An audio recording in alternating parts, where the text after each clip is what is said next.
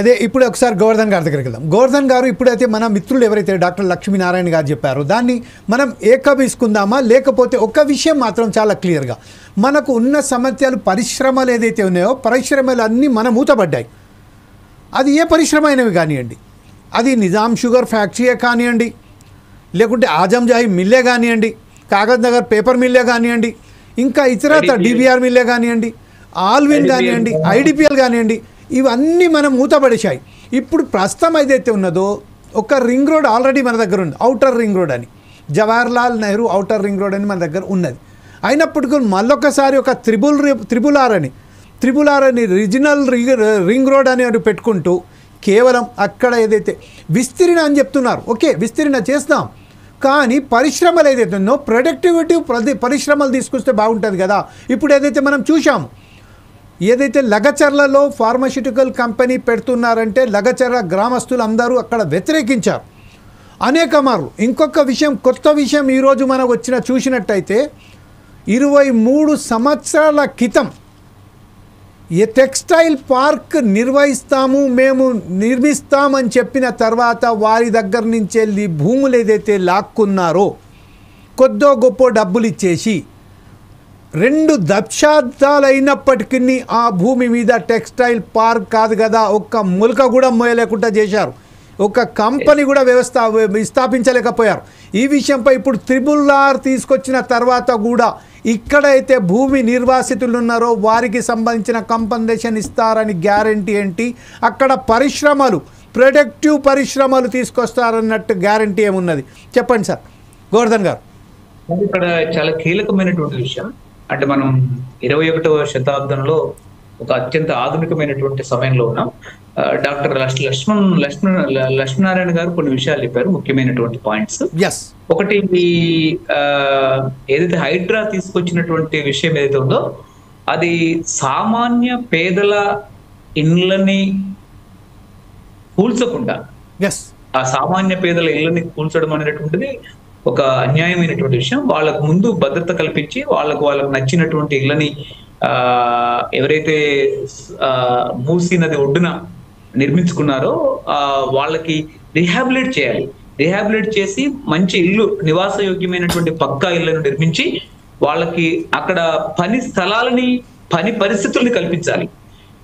అలా కూల్చకుండా హైడ్రా ద్వారా అక్కడ మూసీ నది ఒడ్డున బఫర్ జోన్ లో ఉండేటువంటి ఇళ్లను కూల్చడం తప్పు. ఏవైతే చెరువులు పరిరక్షించడం, సహజ వనరుల్ని పరిరక్షించడం, నీటి వనరుల్ని పరిరక్షించడం హైడ్రా చేస్తున్నటువంటి పని ఏదైతే ఉందో చాలా అభినందించాల్సిన విషయం. ఏదైతే చెరువులని కోల్పోయినటువంటి క్రమం ఏదైతే ఉందో అది రీలొకేట్ చేసి ఆ చెరువుల్ని క్రియేట్ చేసి ఆ చెరువుల్ని పునరుద్ధరించాల్సిన అవసరం ఉంది. ఈరోజు హైదరాబాద్ నగరం గత 2 నెలలుగా, గత జనవరి నుంచి దాదాపు తాగునీటి సమస్యతో విపరీతంగా బాధపడుతుంది. మన సమ్మర్, తీవ్రమైనటువంటి సమ్మర్ లో 40 డిగ్రీల సమ్మర్ లోకి వెళ్తున్నాం. ప్రతి అపార్ట్మెంట్ లో ఒక 30 నుంచి 40 ట్యాంకర్లు నీళ్లు బయట నుంచి పోసుకుంటున్నారు. అదే సందర్భంలో నేను జమీల్ గారు వేసినటువంటి ప్రశ్నలకు ఒక నిమిషంలో వస్తాను నేను. ఈ క్రమంలో ఈ నీటి వనరుల్ని పరిరక్షించాల్సినటువంటి అవసరం ఖచ్చితంగా ఉంది. అది సాహసోపేతమైనటువంటి చర్య. రెండవది, హైదరాబాద్ నగరం ఈ దేశంలో ఎక్కడా లేనటువంటి చెరువులు ఉన్నటువంటి నగరం. ఆ చెరువులన్నీ లక్ష్మీనారాయణ గారు చెప్పినట్టు వాస్తవంగా రాజకీయ నాయకులే ఆక్రమించారు. అన్ని పార్టీల రాజకీయ నాయకులు దీన్ని అంగీకరించాలి. మనం అన్ని పార్టీల రాజకీయ నాయకులు. సామాన్యుడు ఎవరు ఆక్రమిస్తారండి? సామాన్యుడు ఆక్రమిస్తే ఈరోజు పోలీస్ కానీ, రాజ్యం కానీ, అసలు మేము పనిచేసినటువంటి కోర్టులు కానీ ఈరోజు అంత సాహసం ఉంది, అక్కడికి వచ్చినటువంటి కొట్లాడేటువంటి సాహసం, శక్తి ఎవరికైనా ఉందా అండి? ఇదంతా కూడా ఒక బడా రాజకీయ వ్యవస్థ, బ్యూరోక్రసీ అండగా ఉన్నటువంటి వ్యవస్థని చేసింది. కాబట్టి ఇది ఒక ఇన్నోవేటివ్ చర్య. పేదలను మాత్రం అది అన్యాయం చేయకూడదు. పేదలకి ఇల్లు కట్టించిన తర్వాత మాత్రమే, నచ్చినటువంటి చోట రిహాబిలిట్ చేసిన తర్వాత మాత్రమే నదికి సంబంధించినటువంటి ప్రక్షాళన అనేది చాలా కీలకమైన విషయం. సరే, మూసీ నది ప్రక్షాళనలోకి నేను వెళ్ళడం అది పెద్ద డిబేట్, దాని తర్వాత వెళ్దాం.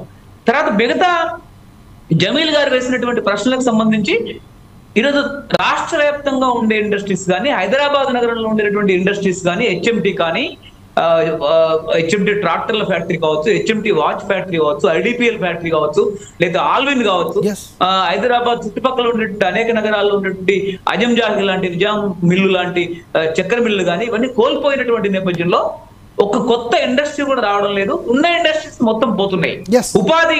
ఉపాధి సౌకర్యాలు, ఉపాధి లభించేటటువంటి మహా కర్మాగారాలు కూడా ఇదివరకట్లాగా లేవు. కానీ రియల్ ఎస్టేట్ మాత్రం విపరీతంగా పెరుగుతూ ఉంది. ఒక పక్క నిరుద్యోగం కూడా ఈరోజు దేశంలో 45% పోతా ఉంది.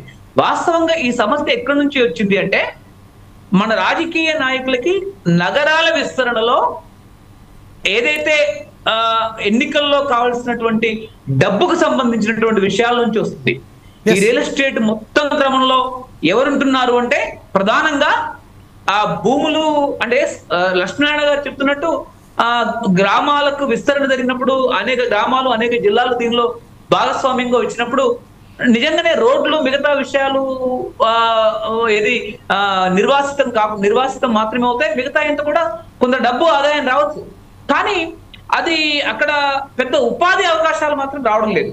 ఈ భూములన్నింటినీ కూడా ఎక్కువ భాగం ఎవరు కొంటున్నారు, ఏ రాజకీయ నాయకులు కొంటున్నారంటే బలమైన నాయకులు. అంటే కేసీఆర్ 10 సంవత్సరాల కాలంలో విస్తరించబడ్డ నగరాలు, గ్రామాలను మింగినటువంటి మహానగరం ఎవరు కొన్నారు భూములన్నీ అంటే ఆ ప్రభుత్వంలో ఉండేటటువంటి పెద్దలు. ఎక్కడ రింగ్ రోడ్ వస్తుంది, ఏమొస్తుంది, చంద్రబాబు హయాంలో కానీ రాజశేఖర హయాంలో కానీ అలాంటి వాళ్ళు ఎక్కువగా కొన్నారు. రెండవది, ఈరోజు ఏదైతే ప్రాజెక్టుల కొరకు మిగతా వాటి కొరకు భూసేకరణ చాలా భారీ ఎత్తున చేశారో అక్కడికి నిజంగా పరిశ్రమలు రావడం లేదు. పరిశ్రమలు ఈరోజు ప్రధానంగా ఎక్కడ పరిశ్రమలు కేంద్రీకృతమవుతున్నాయి? ప్రపంచ ఉత్పత్తి మొత్తం పారిశ్రామిక ఉత్పత్తి పంపిణీలో చైనా లాంటి దేశం, చైనా గ్రామీణ ప్రాంతంలో పెట్టినటువంటి సెజ్జుల్లో కానీ, చైనా లాంటి దేశం ఆ చైనా మొత్తం దేశంలో పెట్టినటువంటి పరిశ్రమలు కానీ ప్రపంచంలో ఉండేటటువంటి అన్ని రంగాలలో ఉత్పత్తిని పంపిణీని కంట్రోల్ చేస్తుంది.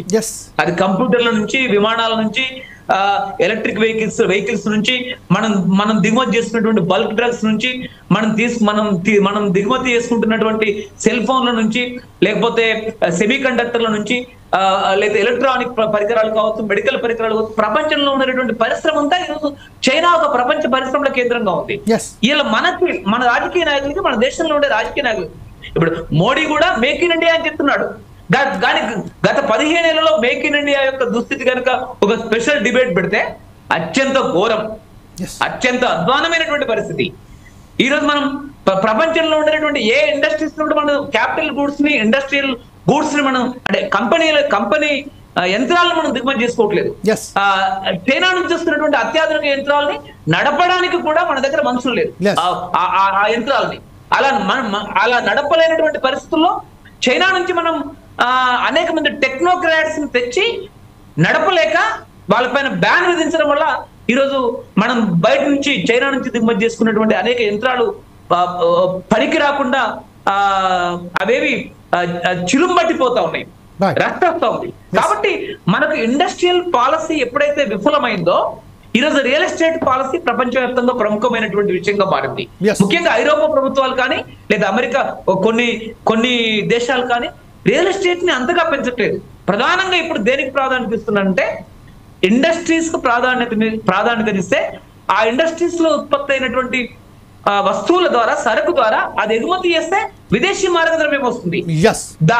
ఆ ఫ్యాక్టరీల్లో పనిచేసినటువంటి కార్మికులకి ఉద్యోగాలు వస్తున్నాయి. మనకి ఈరోజు ఇండస్ట్రియల్ పాలసీ ఒక అద్భుతమైనటువంటి పాలసీ కావాలి. రియల్ ఎస్టేట్ గురించి మనం ఎంత పెద్ద గొప్పలు చెప్పి మాట్లాడుకున్నప్పటికీ కూడా ఈ రియల్ ఎస్టేట్ ఒక సైక్లిక్ సంక్షోభం ఉంది. సైక్లిక్ అంటే ఒక సైకిల్ సంక్షోభం. ఆ సైకిల్ సంక్షోభంలో ప్రజల దగ్గర ఆదాయం పెరగకుండా, తిండి తినడానికి డబ్బులు లేనటువంటి పరిస్థితుల్లో, ఆదాయం లేనటువంటి పరిస్థితుల్లో రియల్ ఎస్టేట్ లో కొనడానికి కూడా ఆ భూమి కొనడానికి కూడా చాలా మంది దగ్గర డబ్బులు లేవు. చాలా కంపెనీలు కుదేలైపోతున్నాయి. ఇలా మీరు అమెరికా లాంటి కంపెనీలు కనుక చూస్తే చైనా లాంటి డీప్ సీక్ దెబ్బకి, చైనా లాంటి ఆధునిక పరిశ్రమ దెబ్బకి, అమెరికా ట్రంప్ విధిస్తున్నటువంటి ఏమంటుంది దాన్ని ట్రేడ్ వార్, ట్రంప్ అనేక దేశాల వస్తువులపైన విధిస్తున్నటువంటి భారీ సుంకాల వల్ల అమెరికా స్టాక్ మార్కెట్ మొత్తం కూలిపోయింది. ఒక ఎన్విడియా అనే కంపెనీ $500 బిలియన్ నష్టపోయింది. అమెరికా ఎకానమీ లాస్ట్ 2 months లో $1 trillion నష్టపోయింది.